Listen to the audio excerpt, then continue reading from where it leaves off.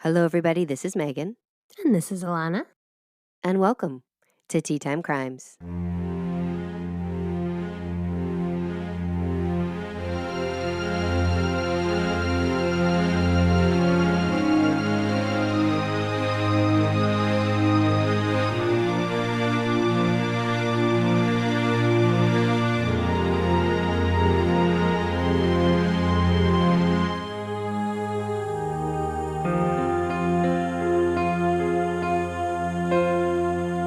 Welcome back. Oh, beautiful, beautiful Thank you. sing-song voice. How are you doing? I'm doing well. Saw a great movie recently that I encourage others to see called Polite Society. Tell us about it. It is about basically two sisters who one wants to be a stunt woman, one wants to be an artist, and then there's this like whole crazy plot of one of them gets involved with this family, this guy who wants to marry her within a month, and like it's a wild ride. The sister like tries to protect the other sister. A lot of drama, but like a lot of fun. I would really recommend it. I literally have no idea what it's about. That's fair. I don't want to give it away. Two sisters, Two sisters, and one might get married. and one that I don't want to give it too much away, but the younger sister like really wants her older sister to continue, like go back to art school, follow her dreams. She doesn't have to just be like a Stepford wife. But then it gets darker of like what is behind all of this. But we're like, What genre is this? Doesn't sound like a comedy. It is though. I was laughing the What? whole time. It's Well- like the actors are great. It's a bunch of I don't even know how to describe it. It's like action comedy sisters. All right, movie reviews might not be for you, but let's. If you're a sister and if you have a sister, you gotta see this. It's just very fun and very real and hilarious. Neither one of us have sisters. No, but I still enjoyed it, and they would enjoy it even more. All right, let's just shimmy on over to that tea review. So today, actually, I got this tea from the people we saw the movie with. Oh, nice. Yeah, so it is tea from Bali. This couple was in Bali. Check out West of Greatness. It's a great project that's going on. You could check it out on Instagram. That's just one of the guys' things. It's called Butterfly Pea Tea. P as in, What do you think? I don't like the letter P or PEA PEA. or urine. We're not collecting butterfly urine. I mean, I don't know. Eat bee vomit. I was just Imagine. making sure. That would take a long time to collect. Anyways, Very expensive tea. so it is it's a flowering vine in Southeast Asia. And what's so special about it is the color. So I'll post a picture online, but I want to show you. You'll just post picture. I'll Just the post one. picture. Along Look with at the this. one cactus that got hurt last week. It's Ooh, blue. I was gonna say, is it blue or green? It's hard to It's tell. In your blue. dark camera. Yeah. And the flowers are all bloomed in there. And I could add lemon and turn it purple. So I'll probably do that Ooh. after the leftovers, show you guys. I love that teapot. It's a very pretty teapot. It's glass with a silver top. She'll post a pic. Yeah. Just one though. Just one. That's all you get. That's all you guys need. I'm going to pour it. Oh my God, it's so cool looking. Oh God, everything's fine. It's just her elbowing the mic. Don't worry about that, folks. So it smells like hot water. Uh-oh. I'm guessing this is more of a aesthetic tea. Yeah, I was And gonna they say, said is the beauty enough to Right. turn the thumbs up? They say like they add it to other beverages, or sometimes they'll dye rice with it and make like really cool rice. So I'm guessing there's not a lot of flavor because it's literally just I put like 7 flowers in there essentially. So it's been steeping for a while, but it smells like hot water. So here we go. Oh, boy. Blue water. Oh, bad face. And It tastes like old hot water. old hot water. It managed to age, huh? Yeah. There's not much to it. There's absolutely no body, right? It's the most herbal of herbal teas. It's a ghost. It's a ghost, but it's blue, so that's cool. Ugh. Your faces keep getting more aggressive. Is it getting worse? So what I think is it needs to be added to another tea. Like I could see adding this to a chamomile would be really cool. To a what? Chamomile tea? Oh, think you dropped a couple of syllables. Nope.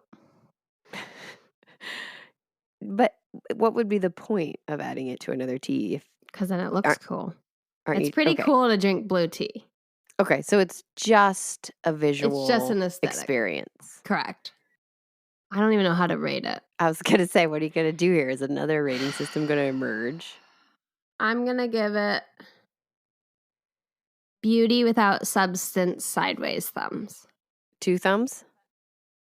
Just one. We said thumbs. Oh. Well. Beauty without substance sideways thumb. Yep.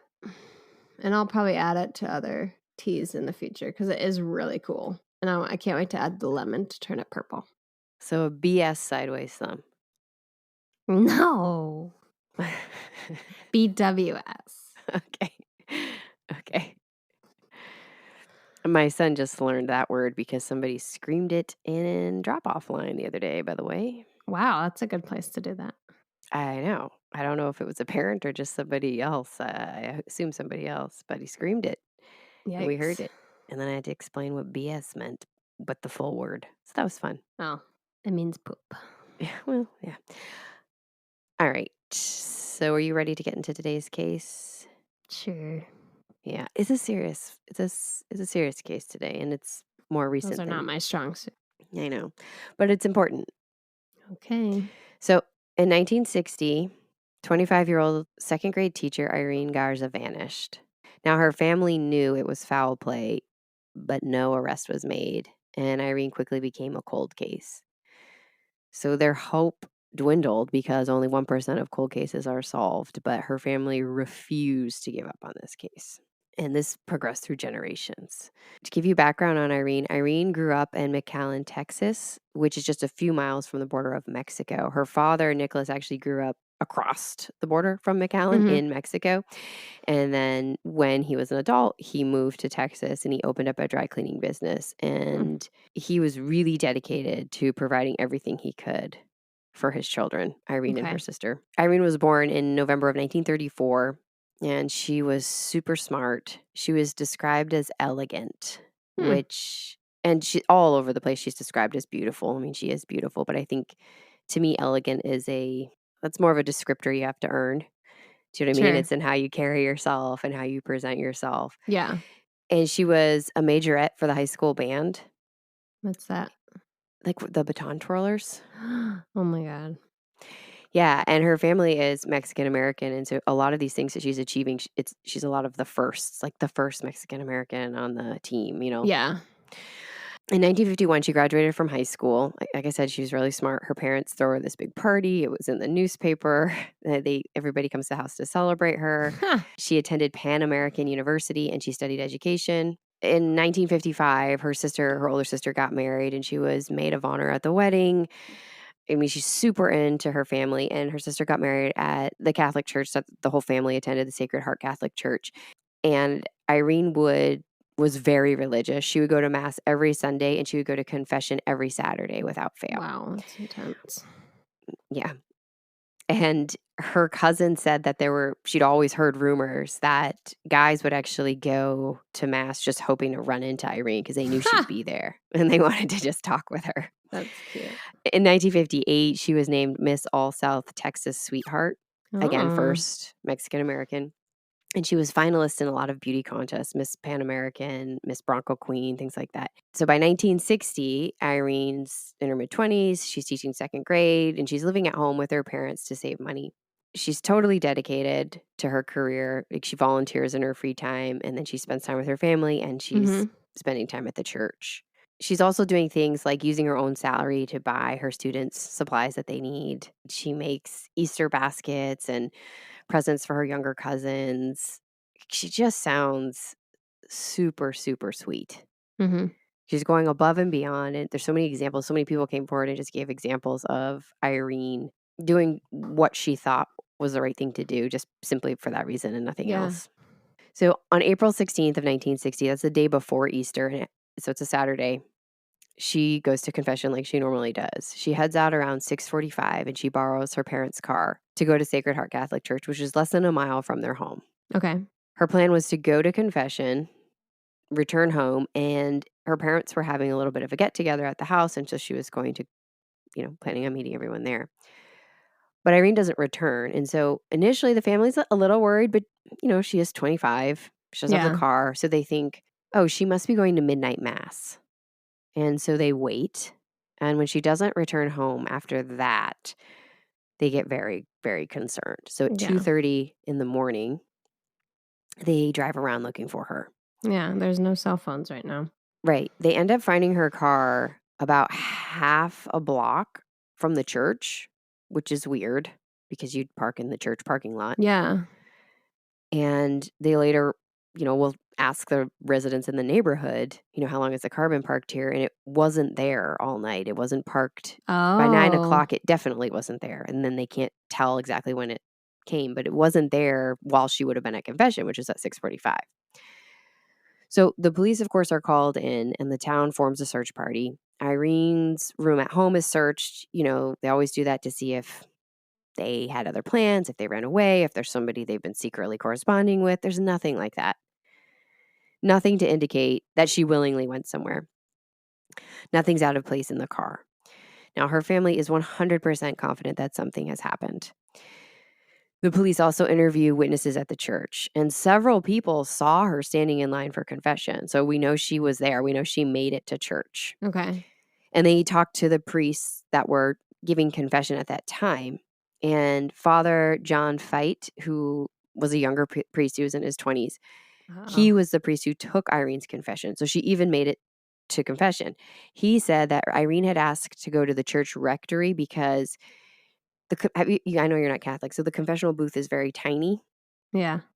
And he said that she's not comfortable in small spaces. I also heard other reports saying Me either, girl. that there were just a lot of people, and so she wanted to be away. I'm not sure which one is accurate, but either way, they went to the rectory, which is just all the buildings are near each other, right? I It's really kind of don't like a like little that word. rectory. Yeah, it's not great. It's not great. But it's like a little campus. So they just went to the next building. He took her confession, and then she walked back towards the church. She was going to go back to the church to pray or light a candle. That's the last that he saw of her. Now, the newspapers don't pick up the story that I could find until April 18th. So that would be the Monday after Easter Sunday. Okay. And it's very brief. They just describe Irene. She's 5'4". She's just under 120 pounds, dark brown hair, brown eyes. She was wearing a sleeveless lavender blouse, pleated skirt with a flowered print, beige heels, and carrying a black purse. And they just ask anyone with information to please come forward if anyone has seen her. The priest was the last person who saw her, right? Correct. Correct. Suspicious. So on April 19th, the papers report that Irene's high-heeled shoe has been found.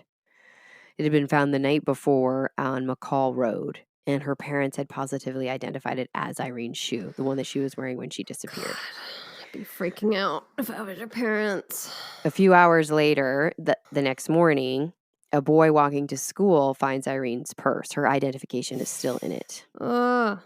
And it's about 300 yards from where the shoe had been discovered. It's on a road? Like, is it in the bush? Or? Yeah, it's like thrown off the road, like into the fields. Okay. And then north of the purse, they find what they call a head covering. I assume it's a veil for going into church. At this point, they have about 70 law enforcement officers from all over searching. Mm-hmm. They're in cars, they're on foot, they're on horses because it's a lot of orchards, a lot of brush, right? They're searching for anything, right? The only other thing that they find is a small scrap of material, which they believe might belong to a piece of Irene's clothing, but they can't be sure. That same night, her parents actually get a call from a woman that says she's being held hostage and she's Irene and they need to come get her at this hotel. Oh my God. The police rushed there and it was just a prank. Who would do that? I know, it's so sick. Don't do that. So sick. It's So not funny. the police have just no leads that go anywhere, right? So they've got things like this prank coming in. They've got lots of tips of maybe I saw her here, maybe nothing Is is there no DNA testing? not yet. Ah, Nothing is panning out. They even interrogate a former boyfriend, her most recent boyfriend, but he has a very strong alibi. They rule him out immediately. I'd be interrogating the priest.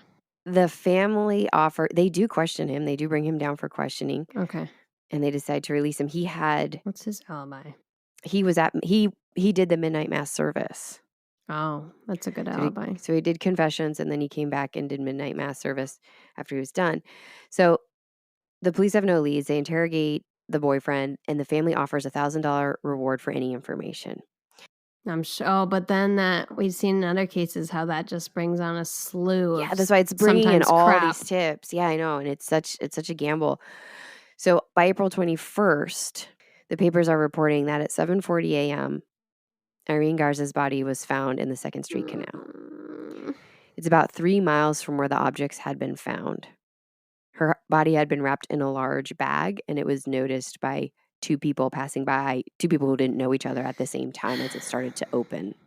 God.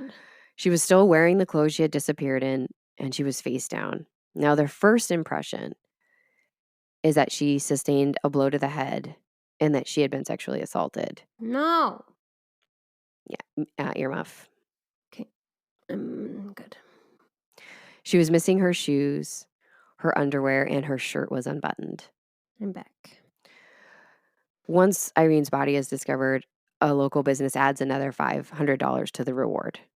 The community she was loved in the She community. was, yeah, very beloved. So in the afternoon edition, the papers have a little bit more information because they've started to perform the autopsy. Now it's confirmed that Irene had been earmuff. Okay. It was confirmed that Irene had been raped while unconscious and she had a severe head injury on the right side of her head. But it was believed that she had been dead before she was dropped into the canal. Okay. So footprints were found near the canal and a cast print was taken of them, hoping that once they had suspects, they would have something to compare it to. Maybe it belonged to the person who was involved. Irene's funeral is held at the same place as she disappeared from, the Sacred Heart Catholic Church, very quickly. And at the service, Irene had written a letter to her friend. A part of that was read out loud, and it said, these are Irene's words: "Remember the last time we talked? I told you I was afraid of death. Well, I am cured. I no longer fear death. I have been going to Mass and communion every day, and you can't imagine the courage, the faith, the happiness it has given me." Ugh, her family must be just gutted. Mm. So the police are, again, they're at a loss. The official cause of death comes in, and it was actually ruled to be suffocation despite the blow to her head. And for sure, she did not drown in the canal, which tells them that she was already dead by the time that the body was put into the canal. They follow up the leads that they can with all the tips coming in. They interview hundreds of people. Lie detector tests are administered to a bunch. Remember from the Malvina Kreutz case, like lie detectors are super, super prevalent at this time. Mm-hmm. Then they decide to drain the canal that Irene was discovered in to see if there are any clues in the water. Well, that's a good idea. Yeah, so they drain the canal, and the only thing they find in the canal is a light green film slide viewer. Do you know what that is? Like the whoosh, whoosh. Close. It actually looks like a forehead thermometer, and it projects light. So it's like a pocket projector, so you can hold the slide over it and project it onto the wall. Yep. And it has but unlike the thermometer, it has a long cord because obviously it would need to be plugged into a power source. So they find that. Got it. They have no idea if it's even connected. I just love that you knew what I was talking about. Oh, yeah. That's what I thought too when they said viewfinder. I think that's what it was called in the 80s and early 90s, right? That thing where you look like binoculars. Yeah.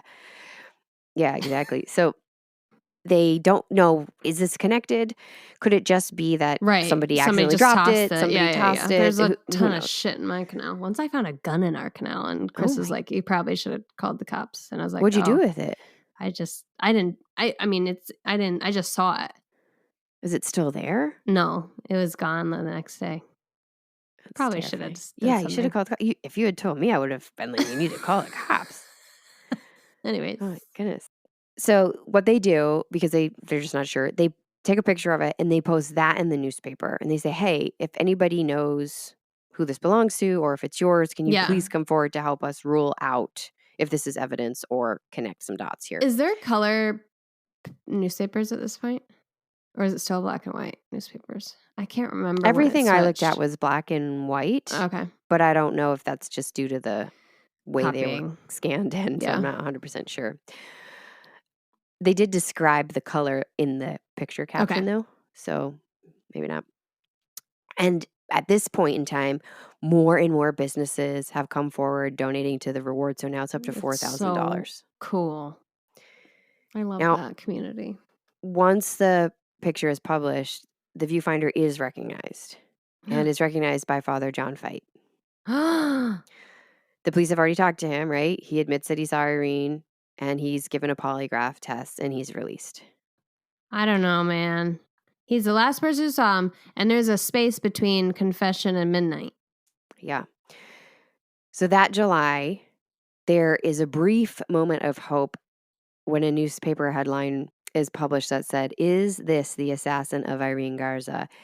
And it turned out to, again, just be a false lead. As somebody in Chicago who was under the influence said that he'd killed someone in McAllen, Texas, Oh. which wasn't true and it wasn't even related to this. So again, they think they're getting somewhere, nothing. But in August of 1960, it's reported that a young woman attending the same college that Irene went to was attacked in a Catholic church on March 23rd. Huh. So a few weeks before Irene. Her name is Maria Guerra. And she says she had knelt down to pray. The church was empty except for one other man in the back pew, or some God. sources say outside the building. And she was attacked from behind, and a cloth was held over her mouth. And she instantly bit the man's finger so hard that he released her. Good. She later identified this man as John Fight. The priest. Yes. Later after this or before this? I believe, I was trying to pinpoint that myself. I believe his picture came to light once Irene's story hit. I think they started asking questions. I think that's what happened because I think she gave a description at the time, but they Okay. didn't, they didn't really have anybody to Yeah. match it to. But she positively identifies him as the man because once he let her go, she got a good look at him and she got a good look. It was the man she passed on the way up. Yeah. So a charge was filed against him for assault with intent to commit rape. And he's Now, still a priest. correct. That seems really smart. Good job, everybody. Well, these are charges at the time. So Fight claims he's innocent of both crimes and says he has taken, I don't know if this is true, he said over 30 lie detector tests. And reporters ask him, "Where have you been since the murder of Irene?" And he won't really say, except that the interrogation was so hard on him that he had to check into a hospital because Fuck his off. nerves were so terrible. He posts bail and is released. Now, the case for Maria ends in a mistrial. And instead No. of going back to court in 1962, he pleads no contest to the assault charges and pays a fine of $500. Excuse me? The church sends him to a monastery in Missouri. I'm done. He will eventually leave the priesthood in the 70s, but put a And pin in that. hopefully So no charges are filed for Irene. And for decades, her family works to keep her memory alive, and they are fighting to find justice for her. In 1995, her father, Nicholas, passes away, and he's buried next to her. In the early 2000s, the papers start to pick the case back up because Irene's cousins, so it's like another generation, yeah. are pushing to get a second look. So two of her cousins are heavily involved. One of her cousins, Linda de Lavaine, was a child at the time of Irene's disappearance, and she calls the chief of police in the early 2000s and says, "Can you please take another look at this case? I feel like we have, Yeah. DNA. More We have..." technology. Exactly. I believe this was already on the radar of the Texas Rangers because they were looking at cold cases to take another look at, which, Oh, okay. Chuck Norris, right? So they'd already gone through the evidence and they gather some samples and they send it off for tests. But unfortunately, all the DNA results are inconclusive. Where's the shithead? But they still review the rest of the evidence. Okay. So Fight had defensive marks on his arms, scratches, that night. He said he got them from jumping a fence and he forgot his keys. The Texas Rangers also looked back at the polygraph tests and they said that Fight failed every single one of them. So the police are involved? That same year, now this is not even related, that same year, so it's 2002, a man named Dale Teschney calls the San Antonio police and he says from 1960 to 1967, he was a monk at Our Lady of Assumption in Ava, Missouri.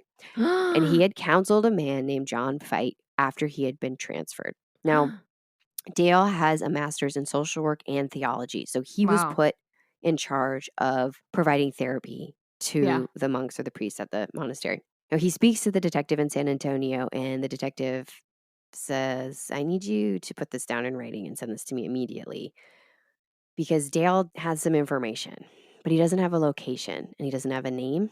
He believes that Fight came from San Antonio. So Dale tells his story, and what he says is, in 1963, the abbot called him into the office and told him he was being assigned a young priest from Texas who needed help. And this man was accused of attacking one woman and of murdering another. Dale explains that during the course of their sessions, Fight relays what happened to who he now believes to be Irene Garza. He said that Irene was uncomfortable in the confessional due to a phobia, which I think would be really easy for her family must know if that's true or not, right? That would be Yeah. something so I'm not sure if that's true. They had walked over to the church rectory. Fight had listened to her conversation, and then he had attacked her, bound her with the cord of the viewfinder, and gagged her. Mm. He said the sound of her high heels hitting the floor had set him off. You are fucking. Oh my God. So many feelings. He stored her in that building. And then he later went and got the church vehicle. He said his glasses had broken and he needed to go back to the pastoral house to get his backup pair. And he transported Irene to that home. He put a bag over her head, put her in the tub, and then he left to go do midnight mass. As he was leaving, he heard her say, so she's still alive, I cannot breathe. What? I cannot breathe. He returned after midnight mass and Irene was dead. She had suffocated. Now, he told Dale he was not in prison because church and law enforcement and because of the sacred bond of confession. That's fucking disgusting. If I got my hands on this guy. Now, Dale said about a year or so, it was like 6 months after being at the monastery, Fight wanted to leave. And this is when Dale discovered that the priests in charge at Sacred Heart had made a deal with law enforcement to transfer Fight to the monastery. Oh my God. The corruption. Yeah. So deep. In 2002, Dale, he just couldn't live with this anymore. And again, he didn't know everything. So he called San Antonio thinking that might be where this case had happened. Once this story came out, another priest at Sacred Heart confirmed Dale's story when pressed. Still, no charges are filed. In fact, the DA at the time said something to the effect of, this case will be solved when pigs fly. So the Texas police are just unwilling to take anything against the church. The DA at this time. So I think previously it was the sheriff, and now it's the DA. So in 2004, Dale actually went to McAllen to meet Irene's family. Irene's cousin by marriage, her name is Noemi Ponce Sigler. She wrote an op-ed piece that she published urging the DA to take action. And it's impressive to read it. She's citing the details of the attack and she says, I want you to feel uncomfortable. I'm paraphrasing, but Yeah. she said, I want you to know how terrible this was. I don't want you to forget. Yeah. Something needs to be done. Good. She says that the DA won't even meet with her family to review the case. It's fucking disgusting. Shame. So it's not until 2016 that a new DA is now in office, and he agrees to charge the 85-year-old man, John Fight. And how many other people has he uh, attacked? I don't know. Fuck all these people, man. And he left the priesthood in the 70s. He got married. He had his own family, Gross. but he still worked with the church. And all the people there were shocked to believe this and said he was really compassionate and did a lot of work for the poor communities. Wonder what he did to those poor communities. So I don't know. But this DA has Fight arrested on Ash Wednesday, which is kind of poetic. And he's officially charged. It's fully uncovered through the trial that members of the church found items of Irene's in the rectory and disposed of them. The bishop had also written a letter to the sheriff that said there would be political implications to this news and that would hurt several Catholic politicians up for office, and that the church would take care of it by transferring him elsewhere. Yeah. JFK was also running at the time, and, he's a famously Catholic president. Mm-hmm. So Dale Teschney testified at the trial. He's overcome with emotion. And when asked if he felt guilt, he started crying and he asked to please move on to the next question. Of course, he feels guilt, but he's doing what he thought he was supposed to do. I mean, that was you I take know, these but oaths. I think maybe the you problem is the compare rule. it is, but you have to know that's wrong. And I just fuck, man, I can't with this. It's so corrupt. The prosecution presents the evidence that they had gathered from 1960 through today, right? The chief of police recounted stories from other women who had come in contact with Fight before. Yeah. He insinuated creepy things when talking to them about their death or other things that made them uncomfortable. They also have the viewfinder that belonged to Fight, and they also had his previous record, right? So you have a pattern there. He also had his scratches. He'd also failed the polygraph. And the prosecution asks for him to get 57 years in prison, even though he's 85, which is symbolic of the time that this case has been cold. Got it. The jury agreed to give him life in prison. Good. And John Fight died in prison in 2020 at the age of 87. This case her family fought for it, her parents, and then her cousins. Yeah.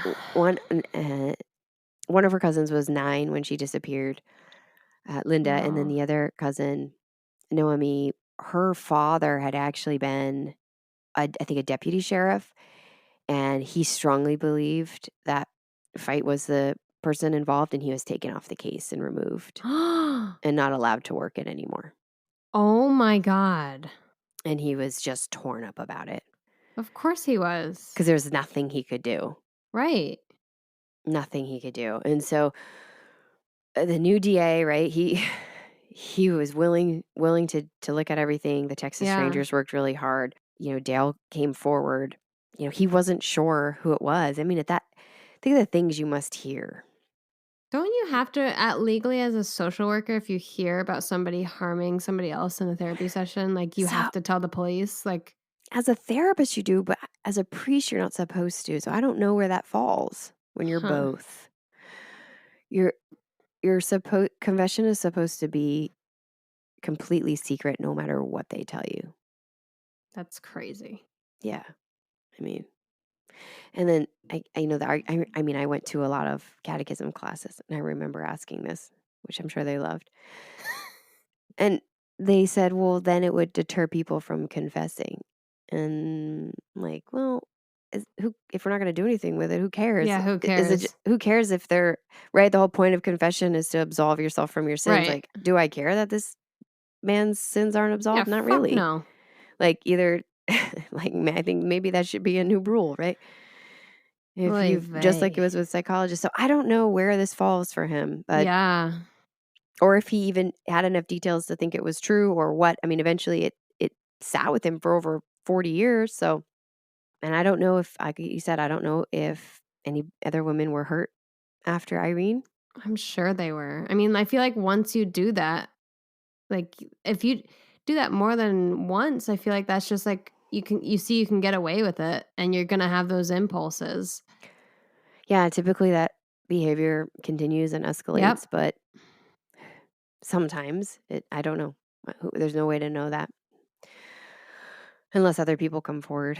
But Linda, her other cousin, said that as soon as the verdict was given, they walked outside and it was snowing, which is really unusual for In Texas. Texas. Yeah. Yeah, and she said it just felt like Wow. it was Irene just saying, "Now we can just wipe everything clean." Hmm. Yeah, when you look at her, you can see her elegance in her photos. Mhm. You can you can see a lot from those photos. They have one that they use a lot, so when you see it, I think you'll know what we're talking about. She was a beautiful person. But what are your last words? I'm not sure I should say them on air. Hasn't stopped you before. Oh, just I mean, there's a lot of corruption that runs deep, but that's a whole nother lecture.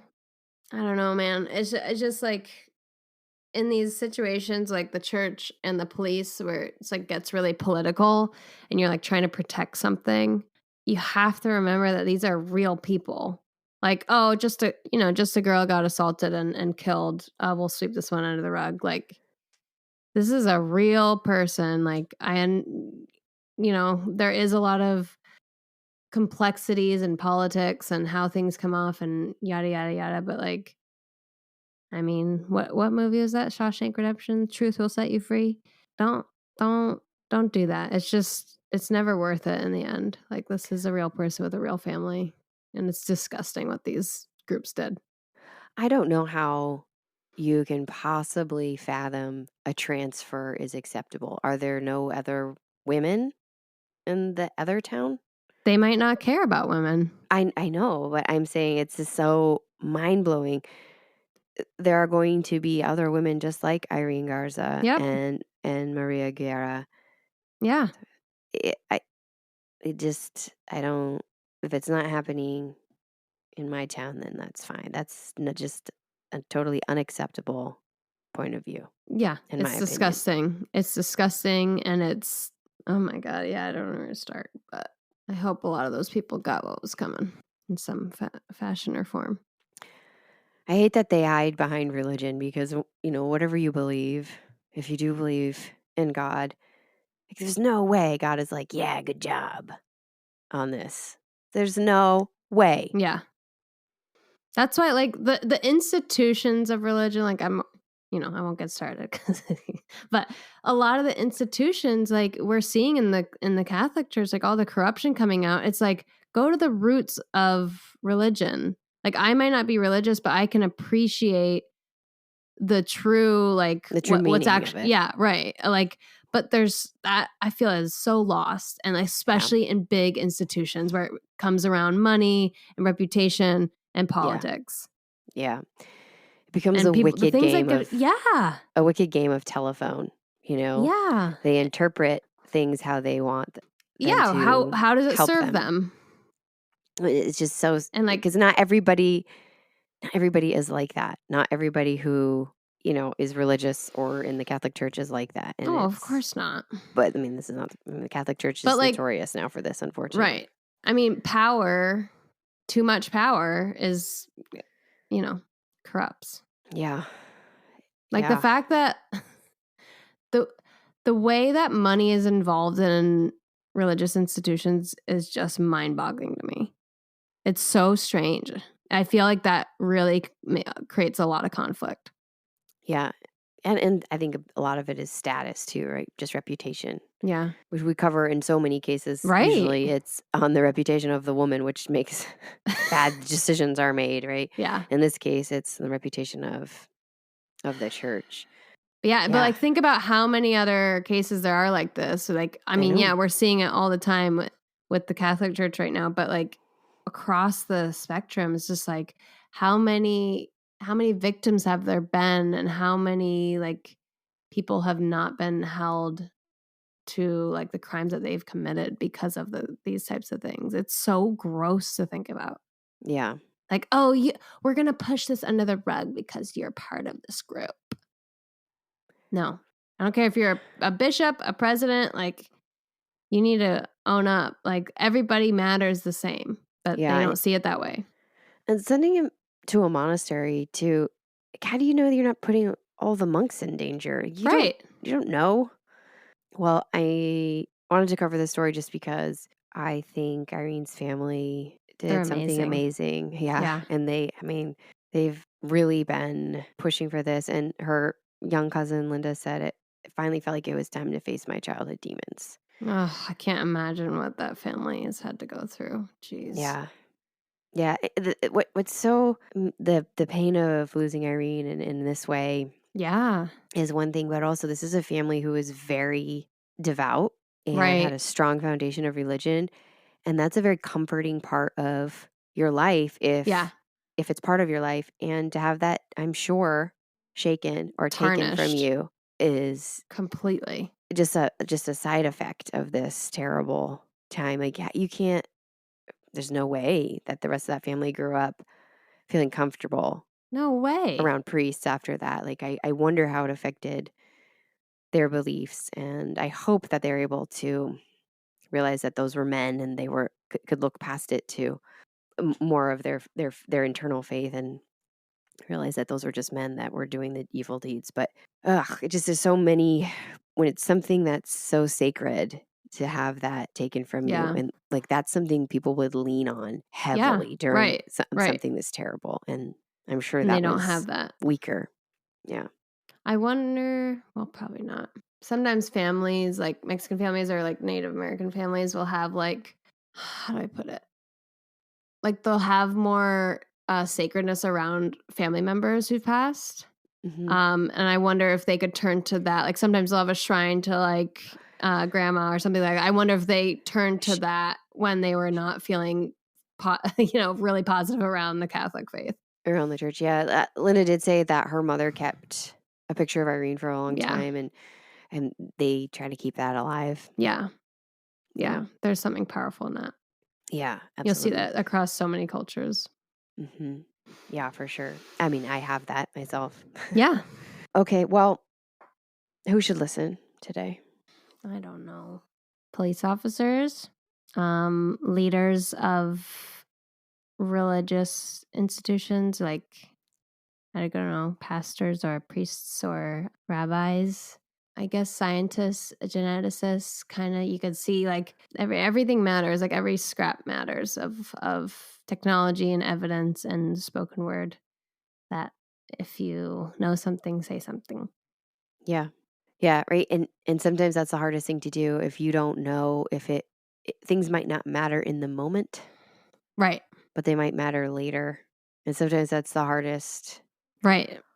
task we're given as humans, is to keep doing the work because it might matter later. Is really hard because we don't see the benefit for a long time, or we don't ever see it. But I think the police officers who did work on this in 2002 are probably so devastated, Mm-hmm. right? Like they did all the work, and then They're just in shut down. 2017 they were able Yeah. actually to Right. facilitate change. So Yeah, it's huge. Like, fight the good fight, like, keep going, because eventually you might win and you might get there. But it's just, you got to do the right thing.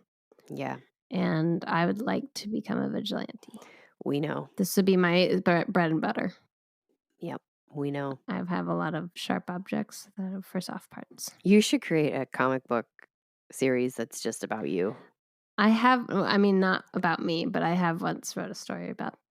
Well, your alter ego. Yeah. Your vigilante vixen, I guess. I'd read that. Yeah, I should. Yeah.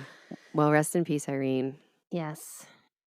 And you can find us on all the platforms at Tea Time Crimes. You can email us at teatimecrimes@gmail.com. rate, like, review, subscribe, recommend this podcast to a friend if you like what you're hearing so far. And we will be back next week. Thank you so much for listening. Bye. Goodbye. Goodbye. I was waiting for you to come in hot, but you kept it quiet. Kept it quiet.